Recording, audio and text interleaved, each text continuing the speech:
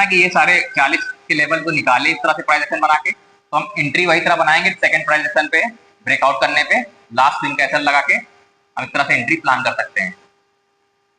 हम इस तरह से एंट्री प्लान कर सकते हैं, ठीक है। इस तरह से हम एंट्री प्लान करेंगे, स्विंग कैसल लगा कि अगर ये इस हाई को निकालता है अच्छे से, तो ब्रेक करता है अच्छी कैंडल से 5 मिनट की, तो हम इसको फिर 200-250 के लिए प्लान कर सकते हैं मंडे को।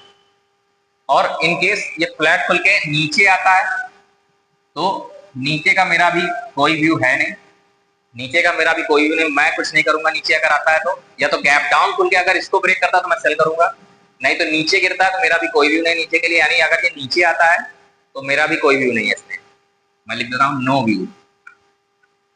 देखिए हर चीज पे ट्रेडिंग नहीं की जाती, नो व्यू मतलब नीचे के लिए मेरा कोई व्यू नहीं। अगर ये 25-100 के 100 से नीचे गिरना शुरू करता है मेरा कोई व्यू नहीं है।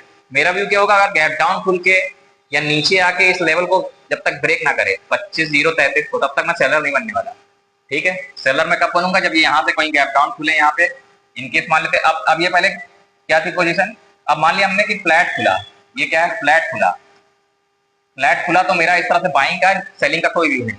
अब बाइंग की बात कर लेते हैं। अब मान लेते गैप डाउन खुला यहाँ कहीं, ये खुला 25,050-60 के पास, तो अगर उसके बाद ये इस तरह से प्राइस करके गिरता है तो मैं सेल करूंगा, लास्ट स्विंग कैंडल लगा लूंगा और टारगेट मैंने बता दिया 900, 975 और 8.5, ठीक है। यानी अगर 25,033 ब्रेक करता है, पहला टारगेट 25,000, दूसरा 975, तीसरा 950।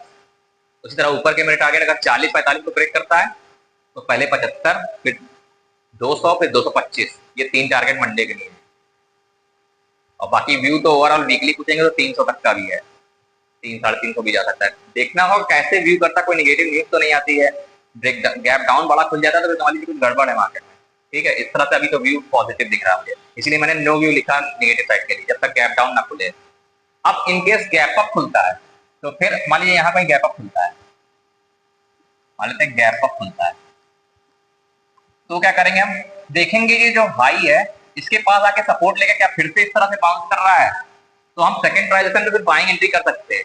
नहीं तो फिर क्या करेंगे, एक इंपॉर्टेंस इसकी रहेगी क्लोजिंग प्राइस, यानी 100 के, ये जो 100 का लेवल दिख रहा है, यानी 100 के आसपास से भी अगर बाउंस करता है और फिर ये 140 निकाल लेता है, 140-45, तो फिर हम बाइंग कर सकते हैं सेकंड ट्रांजैक्शन देख के ब्रेकआउट करके। मान लीजिए यहाँ आता है गैप अप खुलता है, या तो हाई में पास सपोर्ट लेके बाउंस करेगा अच्छा खासा, प्रॉपर 50% ऊपर निकल जाने दीजिएगा, हाई से जब गिरे तो 50% ऊपर क्रॉस होने दीजिएगा। यानी कि अगर बड़ा गैप अप खुलता है तो अगर इनकेस बहुत बड़ा गैप अप खुलता है यानी 200 के आसपास खुल जाता है, इग्नोर करेंगे हम।